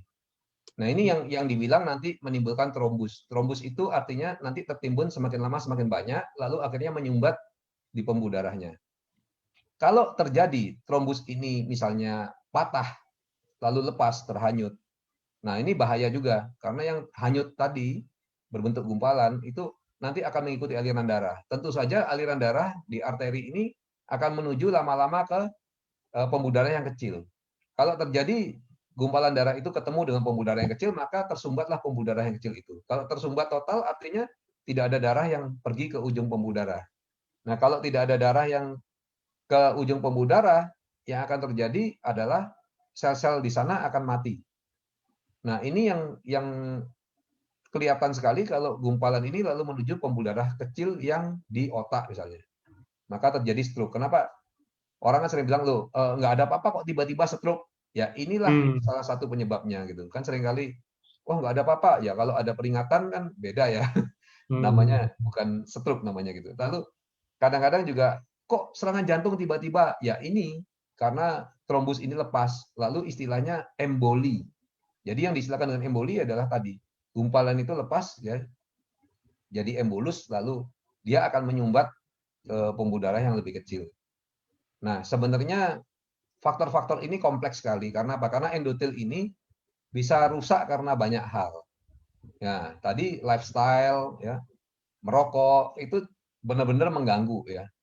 Dan juga misalnya ada gangguan imun, ya, gangguan imun. Karena orang-orang yang meninggal dari COVID itu kemudian terlihat pada saat diotopsi kok ternyata memang sebagian besar itu terjadi gumpalan yang menyumbat, gumpalan dari platelet yang menyumbat di mana-mana di seluruh pembuluh darahnya. Itu yang terjadi. Jadi inilah penyebab kematiannya. Ini pada pasien COVID ya. Lalu gimana dong kalau kita bisa menghalangi aktivitas platelet yang berlebihan? Ya kalau ini bisa dihalangi, sebenarnya gejala-gejala COVID ya biarin aja gitu. Mungkin hilang penciuman ya, lalu juga ngilu di sana atau demam di sini, itu nggak ada masalah karena tidak fatal. Yang menimbulkan kefatalan itu kan ini penggumpalan atau agregasi trombosit ya, penggumpalan platelet yang berlebihan. Ini yang akhirnya ke seluruh pembuluh darah, ke organ-organ tubuh, lalu nyumbat di sana sini. Inilah yang kemudian menimbulkan kematian pada penderita-penderita COVID. Nah, jadi pada COVID ini sekarang karena lagi tren banget, sangat penting untuk menjaga agar agregasi platelet yang berlebihan ini tidak terjadi. Ya. Nah, sebenarnya kalau kita lihat platelet sendiri ini lucu juga karena di dalam area COVID ini dia punya beberapa fungsi. Ya, yang pertama dia sendiri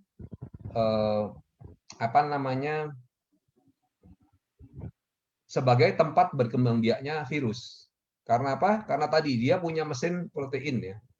Mesin protein itu akan dimanfaatkan oleh virus, virus akan masuk ke sana lalu mengubah sel itu sehingga nanti produksi, tapi yang diproduksi adalah virus-virus yang banyak sekali. Jadi istilahnya replikasi atau pertambahan virus itu terjadi gara-gara dia memanfaatkan platelet ini. Itu satu. Tetapi platelet ini sendiri juga sangat berguna untuk melawan infeksi virus itu ya. Karena apa? Karena dia punya banyak fungsi. Jadi dia bisa melepaskan platelet faktor misalnya yang akan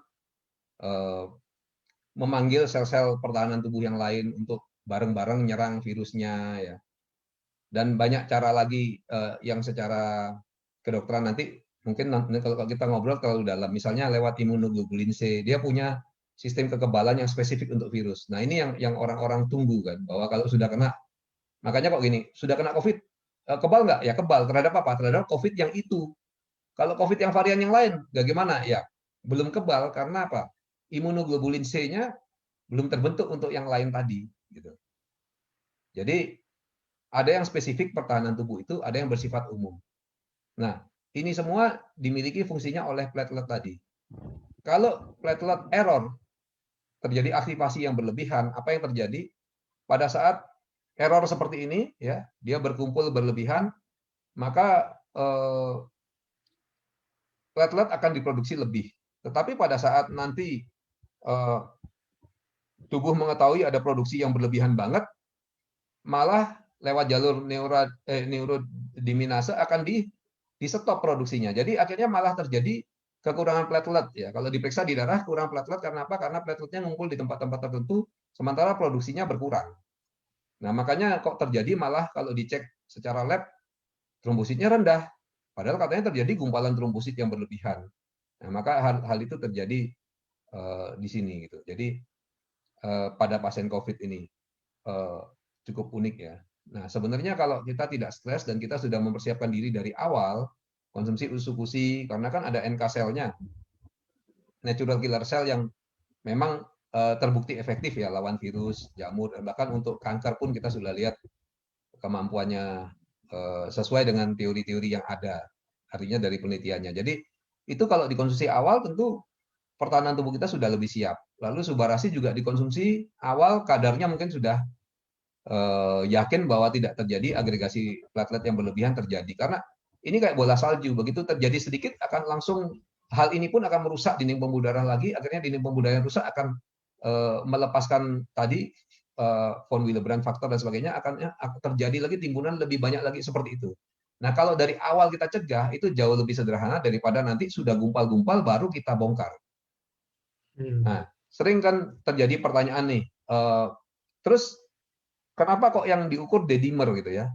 Orang-orang takut banget nih, kalau D-dimernya tinggi gimana gitu. Kalau D-dimernya rendah katanya bagus, D-dimer tinggi nggak bagus. Nah, sebenarnya apa sih D-dimer ini gitu?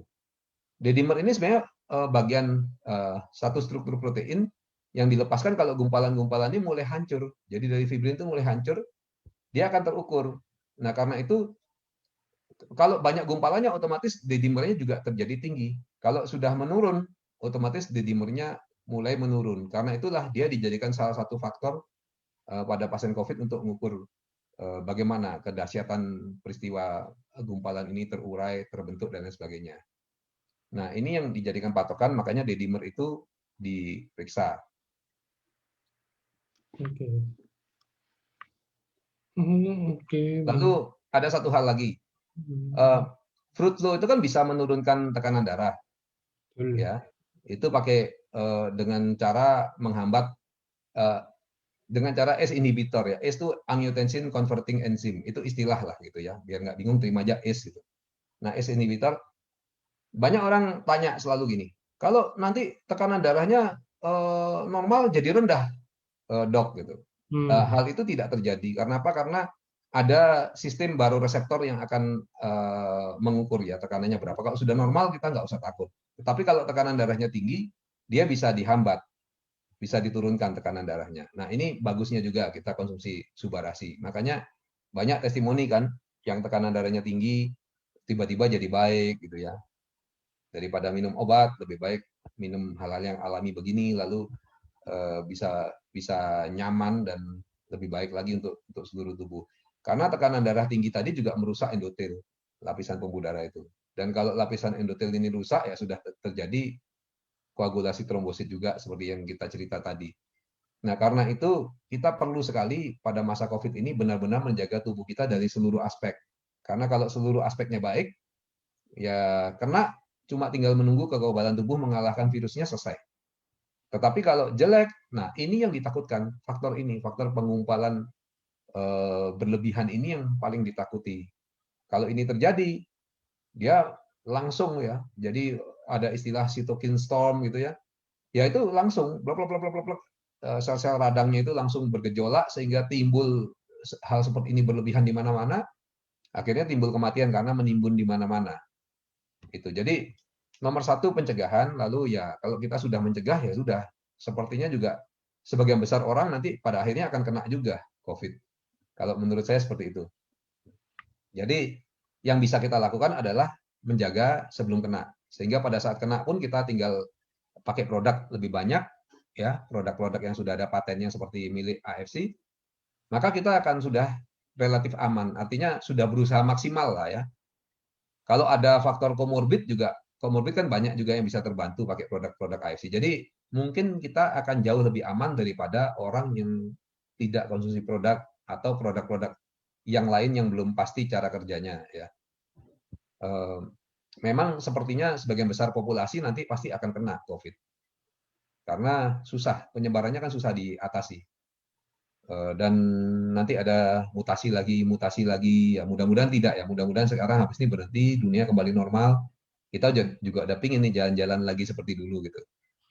Tapi pada saat kita sudah siap segalanya, nah chance untuk sembuhnya, chance untuk tanpa gejala itu pasti lebih besar. Jadi lindungi keluarga ya. Oke.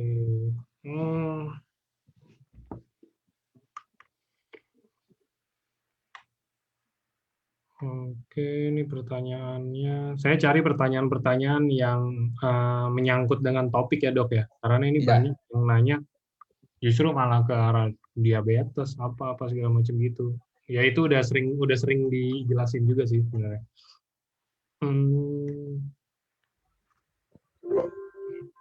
Gejala stroke ringan.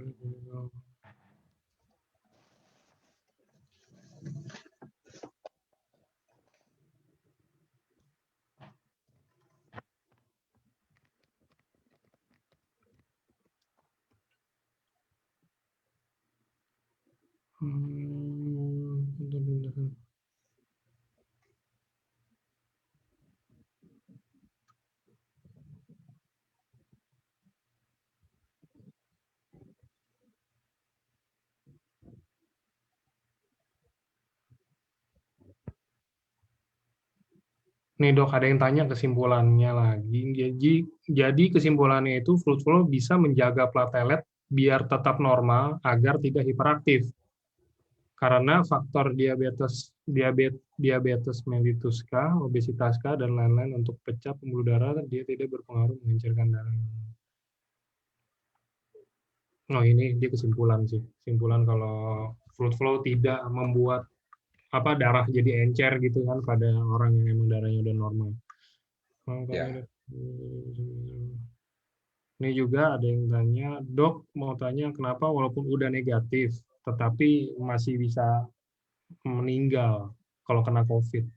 Apakah trombositnya ngerusak? Apa trombositnya rusak di pembuluh darah atau seperti apa? Jadi gini loh, mungkin ini saya rangkum ya dok. Saya dari tadi banyak dapat pertanyaan gitu. Ada yang tanya gini, kalau misalkan amit-amitnya saya kena COVID nih dok ya, saya COVID, terus 3 atau 4 hari kemudian saya tes PCR, saya udah negatif. Nah, saya udah negatif, tapi saya malah jadi kayak ada apa ya, dibilang gangguan juga bukan gangguan sih, lebih ke arah tetap lemas, tetap terus ini apa? Ada gejala sisa gitu. Iya, basian dok. Apa sisa? Bilangnya sisa. Gejala-gejala tersisa. Nah itu apa emang itu harus terjadi atau emang ada masih yang salah dengan tubuh kita dok? Ya, sebenarnya pada saat terjadi seperti tadi kerusakan-kerusakan di seluruh pembuluh darah ini tentu pulihnya butuh waktu. Ya, kita lihat tadi bahwa kenapa orang sudah negatif tapi lalu meninggal. Ya kalau tadi pas trombusnya lepas, ya kan? Pas trombusnya lepas lalu hanyut, jadi emboli, lalu emboli di jantung, ya meninggal pada saat itu. Walaupun misalnya COVID-nya sudah negatif, ya tapi kan sisa-sisanya artinya dari tadinya ini trombosit-trombosit yang menggumpal di mana-mana ini kan tidak bisa hilang seketika. Kalau ada satu yang besar lalu lepas dan pergi ke jantung atau ke otak, terjadi stroke atau jantung, ya pasien bisa saja meninggal. Itu salah satu contohnya. Kedua, kenapa kok orang memantaunya pakai mengukur D-dimer gitu? Justru karena itu. Jadi pembongkaran itu sudah sembuh kok, sudah negatif kok, tapi D-dimer saya masih tinggi. Ya karena masih pembongkarannya besar-besaran. Ini kan yang sudah tertimbun tadi nanti akan dibongkar pelan-pelan kan. Kalau pembongkarannya masih besar-besaran ya D-dimernya masih tinggi, artinya masih beresiko tinggi. Karena bongkarnya itu kan nggak bisa kita tentukan, nggak bisa kita suruh, dari luar aja semua ya gitu. Dia seperti air menggerus tanah gitu lah ya. Kalau dia mau gerus di titik sini, nanti tiba-tiba titik ini lebih dulu putus daripada yang di luar ini larut, ya sudah terjadilah dia gumpalan yang berenang gitu di dalam pembuluh darah. Nah kalau gumpalan berenang ini berenangnya ke pembuluh darah kecil yang vital, lalu nyumbat di sana, terjadilah kematian. Jadi untuk badan pulih itu butuh waktu lama. Kenapa kok masih lemas, pegel-pegel? Ya kalau ini tadi sumbatannya di pembuluh darah yang ke arah kaki misalnya, lalu kakinya masih kurang darah sedikit, ya otomatis hal-hal seperti itu masih terasa. Atau ke organ-organ tubuh lain yang memproduksi hormon, lalu hormonnya jadi berkurang karena darah yang diterima juga nggak cukup, ya otomatis kekurangan produksi hormon tadi juga masih berpengaruh. Gitu. Jadi untuk menunggu pulih benar memang butuh waktu penyembuhan, dan itu sebaiknya produk apa terus dikonsumsi ya. Juga selama ini kan kita kalau COVID itu pakai utsukushi yang banyak gitu. Lalu subarasinya sedikit. Tapi dengan adanya pengetahuan ini, mungkin ada baiknya juga Subarasi itu ditambah dari awal. Karena nanti ujung-ujung ke belakangnya kan nanti yang paling ditakuti dan paling menyebabkan kematian adalah hal ini. Apalagi kalau sudah berat ya pasiennya. Mungkin subarasi ini juga memegang peranan yang sangat penting sekali. Nah, pemulihan itu berapa lama? Tiap orang tentu saja beda-beda karena badan orang tiap orang beda-beda, kerusakan yang terjadi juga beda-beda. Reaksi imunologisnya juga berbeda-beda. Jadi reaksi ini berantai ya, nanti stop pun ya dia tidak stop langsung total 100% gitu. Tapi pelan-pelan menurun. Lalu sisa-sisanya yang rusak itu pelan-pelan dibersihkan. Nanti kalau sudah bersih lagi semua baru orang kembali menjadi normal. Mungkin itu penjelasannya Pak. Oke.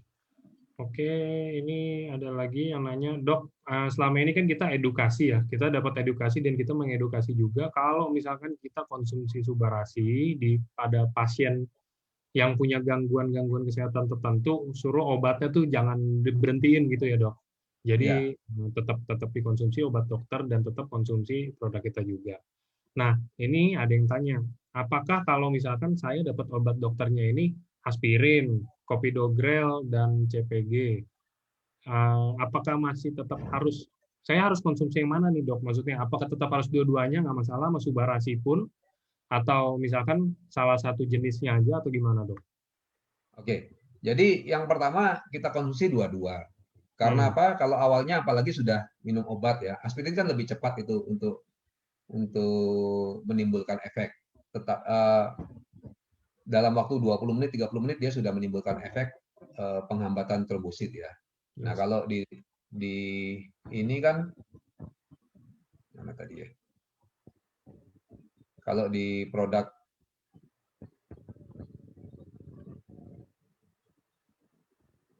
Nah, ini kan 3 jam setelah konsumsi ya, baru ada perbedaan yang signifikan. Tentu waktu itu waktu itu penting. Nah, setelah itu kita lihat ya bahwa kalau kita mau efektif karena umurnya 18 jam. Kalau mau efektif kita harus sering konsumsi subarasinya. Nah, ini juga harus diperhatikan. Jadi nggak bisa kalau diberikan sekali sehari. Karena jelas 18 jam sudah kembali ke fungsi dasar. Kita nggak ingin dia kembali ke dasar ya. Kalaupun dia menurun, kita ingin dia meningkat lagi, turun, meningkat, tapi di batas atas. Karena itu kalau diberikan 3 kali sehari tentu lebih ideal ya, per 8 jam diberikan. Nah, tetapi pada saat nanti sudah fungsi subarasi ini baik ya, karena saya beberapa pasien bilang, beberapa downline juga tanya ya, fungsi kekentalan darahnya segala macam, trombositnya semua sudah normal gitu. Lalu bagaimana? Ya kalau saran saya yang dihentikan adalah obatnya. Karena bagaimanapun obat itu kan ada efek samping seperti tadi kita lihat untuk lambung, lalu juga tidak selalu efektif ya. Malah kalau Profesor Butoroy bilang pada 30% populasi tidak efektif. Nah, kalau kita barengi dengan subarasi, tentu populasi yang begini akan sangat diuntungkan sekali. Karena apa? Karena harusnya tidak ada efeknya apa-apa aspirinnya, tetapi jadi berefek subarasinya, lalu dia fruit flow-nya berefek. Nah, dia bisa mendapatkan efeknya. Tetapi pada saat yang minum aspirin berefek pun, kalau memang efek itu sudah bisa digantikan dengan subarasi, saran saya adalah kembali ke subarasi. Karena pertama ada fruit flow-nya, lalu subarasi kan juga mengandung banyak hal lain ya, untuk regenerasi sel dan lain sebagainya, mengandung SOP dan lain sebagainya, tentu akan lebih positif bagi orang-orang yang sakit. Dan kita lihat juga pada kenyataannya di lapangan kan testimoni-testimoni banyak yang luar biasa ya. Jadi kurangilah obat pada saat yang dibutuhkan, sehingga nantinya kalau perlu ya pakai produk-produk ini aja gitu. Kan lebih banyak keuntungannya. Tadi kita udah bahas ya masalah ini ya.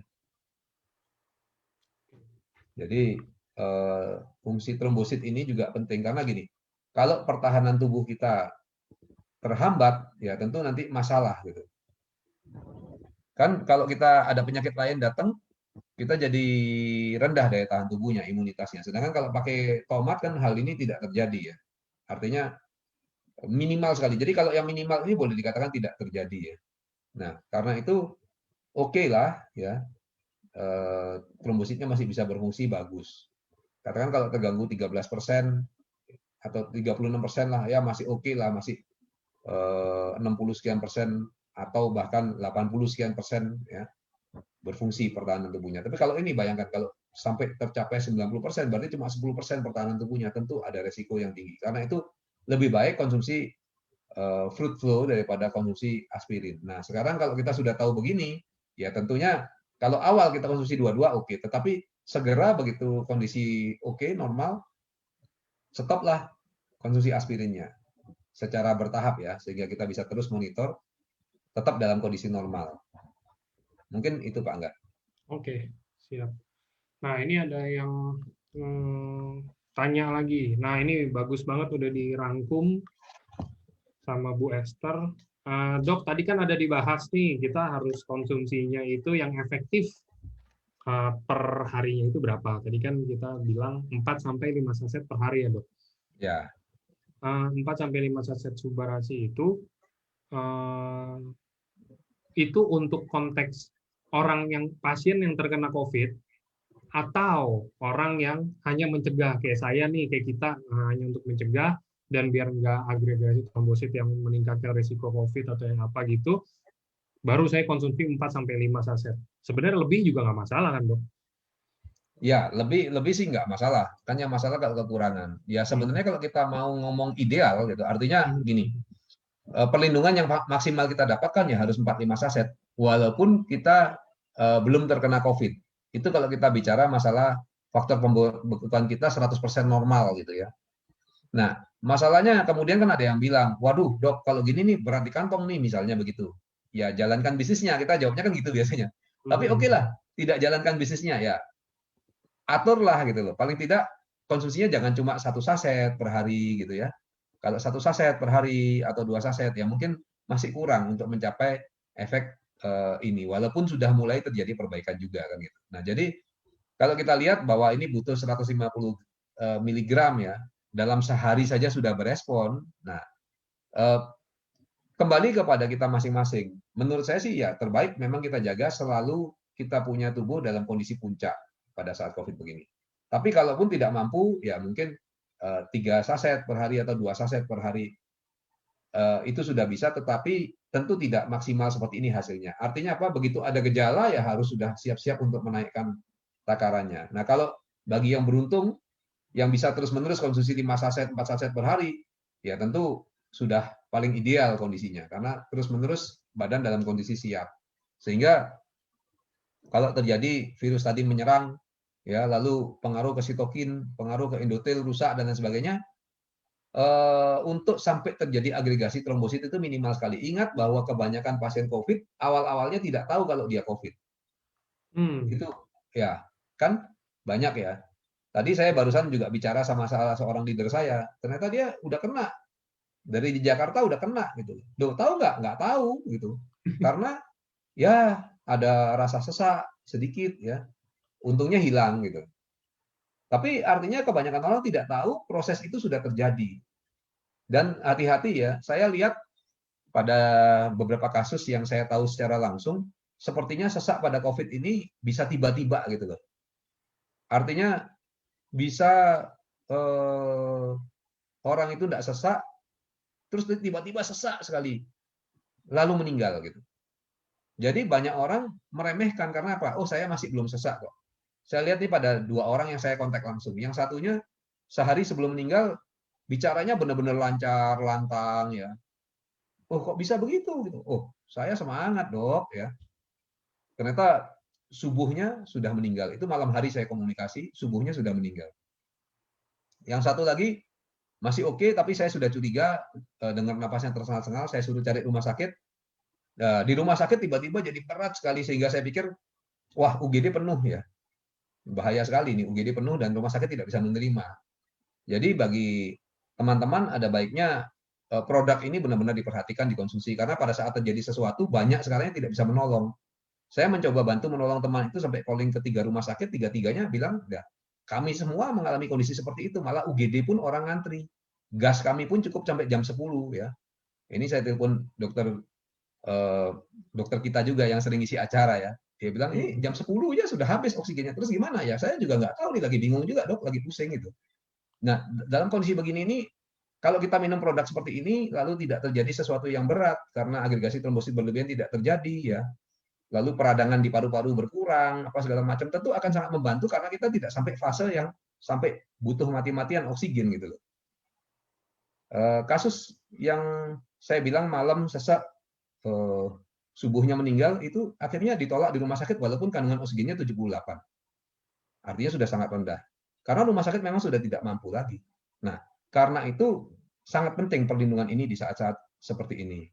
Dan dia sangat plong nafasnya, sehingga bicaranya sangat baik, subuhnya meninggal. Yang satu lagi masih sangat baik, saya suruh ke rumah sakit, di rumah sakit tiba-tiba sesak sekali sampai saya pikir, wah ini bakal meninggal di tempat pakai rumah sakit ini. Untung kemudian ternyata plong lagi tiba-tiba gitu. Jadi berapa saat kemudian ya setengah jam mungkin ngobrol sama saya lagi sudah biasa lagi. Saya sampai heran, loh kok begini? Apa yang kamu lakukan? Ya nggak ada, dia bilang, ya saya di mobil dari tadi. Jadi ingat, membaik memburuknya pernapasan itu bisa cepat sekali gitu. Karena itu hati-hati juga, nggak usah takut berlebihan juga, tapi ya jaga-jaga dengan produk seperti ini. Oke. Dan jangan tenang kalau merasa wah napasnya masih sesek ringan kok gitu ya. Lalu merasa tenang, itu sudah harus pakai produk yang banyak pada saat napas masih terganggu ringan, itu sudah produknya harus cukup. Karena kan proses ini seperti tadi ditanyakan, kita berkurangnya pun pelan-pelan, ya kan? Mulainya pun pelan-pelan tapi tidak terasa. Tiba-tiba terasa tuh setelah dia cukup menimbulkan gangguan secara klinis kan.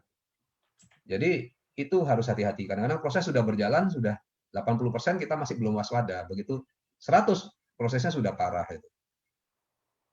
Oke. Nih dok, dari tadi kan kita ngomongin kalau misalkan kena COVID atau misalkan kita masih udah sesek, kita harus lebih banyak lagi dok. Ini pas tadi ada yang tanya dan katanya mungkin banyak member-member juga di luar sana yang mau bantu orang lain ya dengan produk kita, tapi takutnya kalau misalkan ngomong iya konsumsi banyak aja nggak apa-apa. Ini kan takutnya kenapa-napa gitu loh dok kalau konsumsi banyak. Coba mungkin ada nggak sih dok statement dari dokter kenapa konsumsi banyak itu kalau produk kita nggak apa-apa dan ya aman-aman aja gitu loh. Misalkan kayak contoh kita kan udah tahu ya ada video di Instagram yang kemarin Niko juga bikin dan langsung minum sekaligus 10 ya kalau nggak salah ya. Nah itu maksudnya boleh nggak sih dok dijelasin kenapa kok boleh sih konsumsi kayak begitu banyak-banyak? Emang ini apa sih? Ini bukan obat jelas, tapi ini apa sih? Kenapa kita boleh konsumsi banyak dan yang ada badan kita sehat, bukan yang malah kenapa-napa, bukan malah OD atau bukan malah apa gitu loh dok? Ya, memang waktu Niko konsumsi 10 langsung heboh semua ya. Padahal hebohnya banyak yang gini nih. Sultan banget katanya 10 saset tuh berapa harganya? Karena memang bagi sebagian orang minum 10 kalau per hari, kalau tiap hari wah bangkrut nih katanya gitu. Ya, makanya jalankan bisnisnya ya. Kalau yang sudah berjalan bisnisnya tentu tidak peduli kalau minum 10 saset per hari gitu. Nah, sebenarnya kita kan bukan obat, hanya makanan kesehatan. Tentu tidak ada masalah ya kalau kebanyakan gimana ya, kalau kebanyakan sekali gitu ya. Kalau minum 1 dream gimana ya, pastilah mules dan sama kayak kita minum air aja 1 dream juga ada efeknya kan gitu. Ini cuma makanan kesehatan gitu ya. Jadi makanan minuman seperti itulah gitu. Saya makan ayam Kentucky 30 lalu muntah-muntah ya namanya 30 gitu loh. Tapi kalau kita 5 saset apa segala macam ini kan sudah disarankan di sini gitu ya dengan kandungan fruit flow ini. Jadi semuanya itu kan ada data-datanya. Nah, seringkali yang konsumsi ini juga tidak memperhitungkan banyak hal. Jadi logikanya begini misalnya. Mereka hanya memperhatikan, oke, sekarang orang ini loh belum apa-apa, dia tidak masuk rumah sakit, dikasih produk tiba-tiba langsung sesek masuk rumah sakit. Nah, saya kan sudah bilang tadi bahwa proses itu subklinis sudah berjalan 70, 75 misalnya gitu. Pas dikasih produk, pas 80, 85, ya pada saat 85, 90 ya dia harus masuk rumah sakit. Lalu yang disalahkan produk yang dikonsumsi. Kan sering kali orang kali begitu. Pada saat konsumsi produk dianggap segala-galanya adalah produk ini. Padahal produknya aja mungkin baru mulai akan berefek. Lalu masuk rumah sakit meninggal gitu. Ya memang berat, lalu sudah komplikasi, sudah terjadi gumpalan trombosit di mana-mana. Kalaupun dikonsumsi kan butuh waktu untuk membongkar dan menghambat pembentukan yang baru. Tetapi yang disalahkan nanti produknya gitu. Waktu belum konsumsi produk, oke-oke aja kok di rumah ngobrol-ngobrol, tiba-tiba masuk rumah sakit meninggal. harus hati-hati karena perjalanan penyakit ini kita harus lihat bagaimana. Nah, produk-produk yang AFC pakai ini kan produk-produk yang sifatnya alami dan hanya makanan kesehatan. Artinya menunjang lah ya, seperti kita minum es jeruk gitu. Ya, efek negatifnya apa? Ya, vitamin C-nya naik gitu. Terus gimana? Kalau minum kebanyakan gimana? Wah, saya kalau per jeruk sampai 30, 40 enggak apa-apa ya. Kalau mau sampai 100 pun enggak apa-apa. Kalau jeruknya manis ya. Tetapi kalau kebanyakan sekali, satu ember jeruk gimana? Ya pasti muntah-muntah gitu. Nah, kita takar dengan baik lah. Dan tiap orang membutuhkan takaran yang beda-beda. Beberapa downline itu konsumsi lalu bilang, dok kok nggak ada efeknya? Oh coba tingkatkan. Begitu ditingkatkan 5 hari kemudian dia bilang, wih langsung keluhannya di lutut itu hilang. Saya ada video testimoninya. Artinya apa? Badan tiap orang kan tidak sama ya, penyerapannya dan reaksinya juga tidak sama. Nah karena itu, ayolah. Tapi yang jelas kalau kesedikitan itu jelas tidak berefek ya. Nah daripada kita bertujuan untuk sesuatu yang artinya yang serius di sini untuk penanganan COVID ya. Penanganan COVID yang obat-obatan semua juga mati-matian sekarang juga masih bingung gitu. Kasih antivirus juga masih kontroversi gitu ya. Jadi ya mau penanganannya gimana? Tidak ada ruginya kalau kita makan makanan kesehatan yang relatif aman ya karena cuma makanan, lalu punya efek seperti ini yang bahkan obat pun bisa boleh dibilang kalau di sini kan kalah telak gitu ya. Kemampuannya jauh lebih kuat yang flu, efek sampingnya boleh dibilang tidak ada ya. Lalu waktu berhentinya juga kalau perlu operasi apa cepat. Nah tentu dengan begini nih jauh lebih nyaman daripada obat. Makanya saya sering ketawa juga kadang-kadang ada member yang dia kencing manis lalu konsumsi produk lalu gulanya turun. Nah pada saat gulanya mulai rendah nggak dimonitor terjadi efek samping lalu telepon saya bilang oh ini karena gulanya coba diukur. Begitu gulanya rendah yang di stop harusnya adalah obatnya tapi dia nggak tahu yang di stop produknya gitu. Nah itu keliru gitu. Ngapain minum obat seumur hidup dengan segala efek sampingnya? Harusnya produknya yang dilanjutkan, obat di stop sehingga suatu ketika mudah-mudahan beruntung regenerasinya bagus ya bisa lepas obat kan itu yang diharapkan gitu. Mungkin itu Pak Angga. Oke.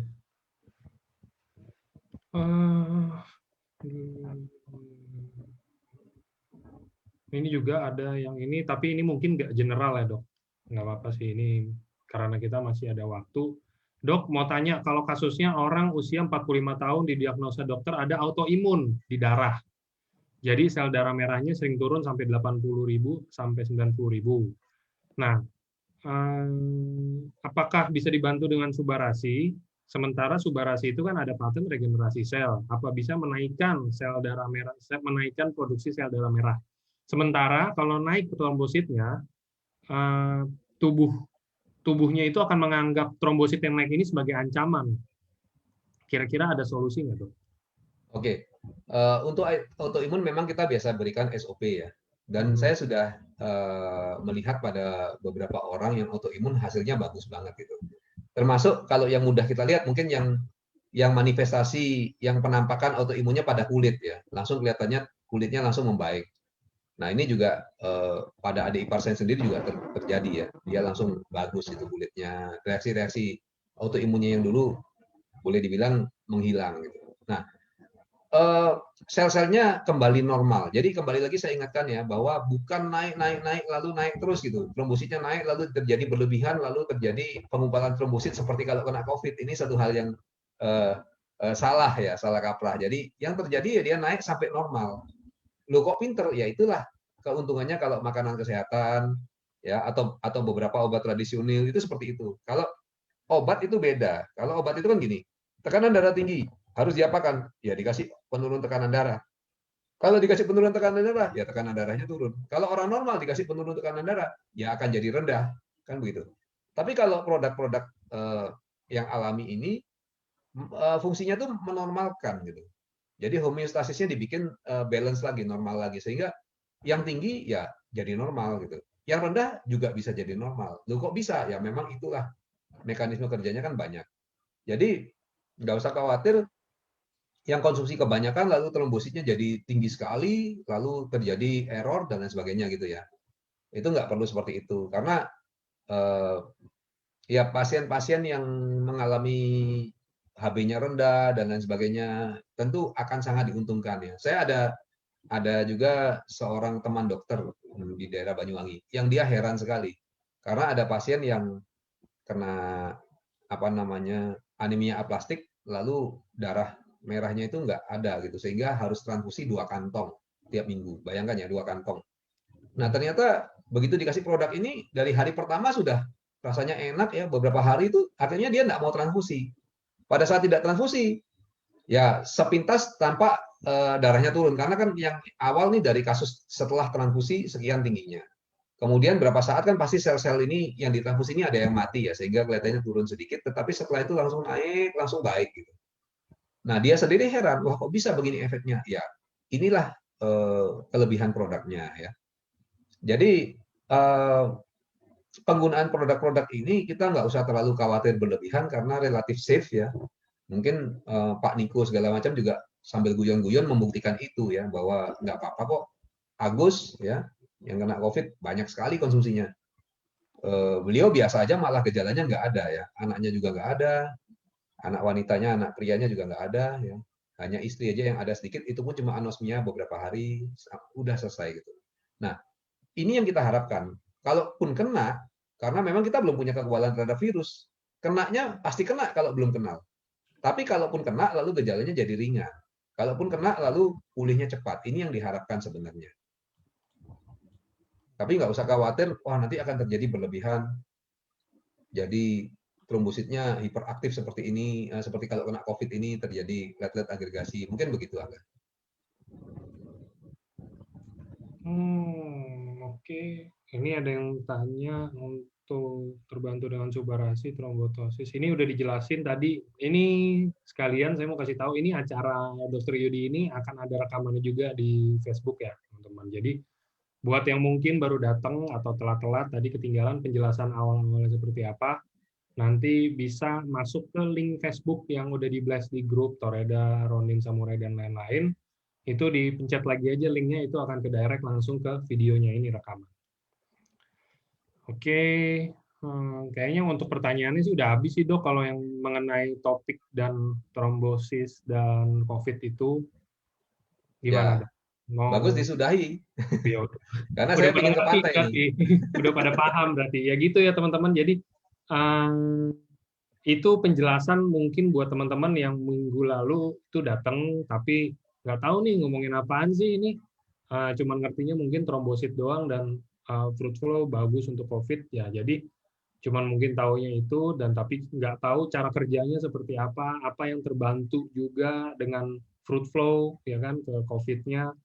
Apa yang harus teman-teman lakukan juga kalau misalkan kena COVID, amit-amitnya juga ya kan. Ini udah penjelasan paling simpel, sesimpel-simpelnya yang udah dirancang sama Dr. Yudi. Semoga teman-teman semua ngerti.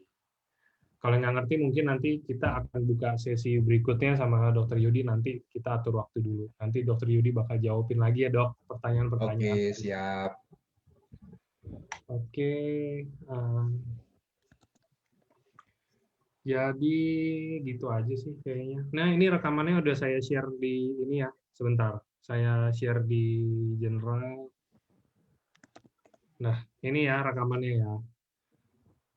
Oke. Kalau gitu, thank you Dr. Yudi buat waktunya.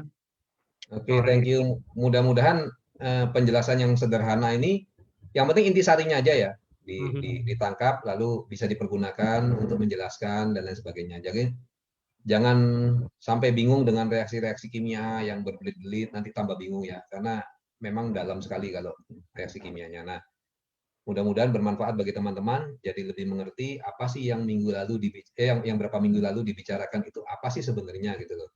Karena kalau waktu itu pusing, ya wajar gitu.